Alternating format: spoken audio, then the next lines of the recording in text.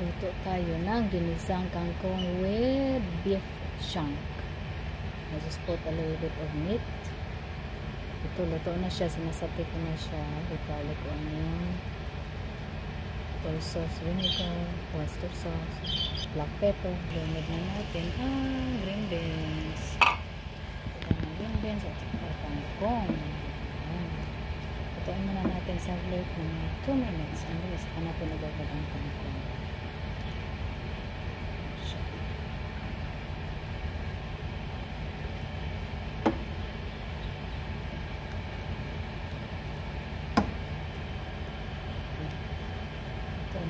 Sa lid. Cover muna natin.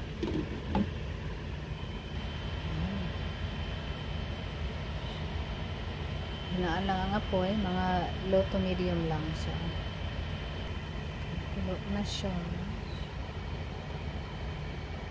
Ito pa natin 2 minutes.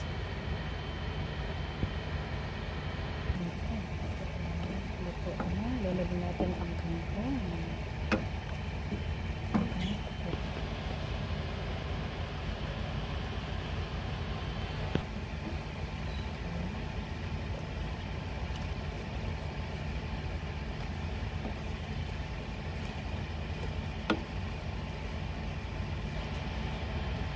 Nilagyan nito na MSG kasi hindi yan maganda.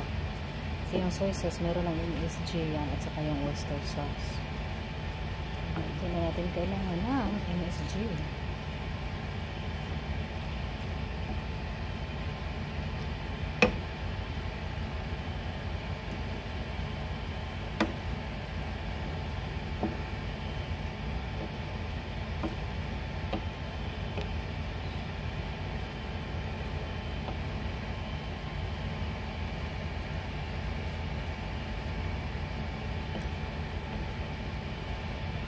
Na natin para mas maluto ang kangkong.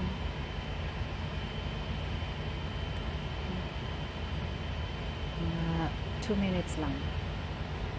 Ito, luto na siya. Takpan ko lang ito. Patayin ko na yung apoy para hindi siya mas madurig.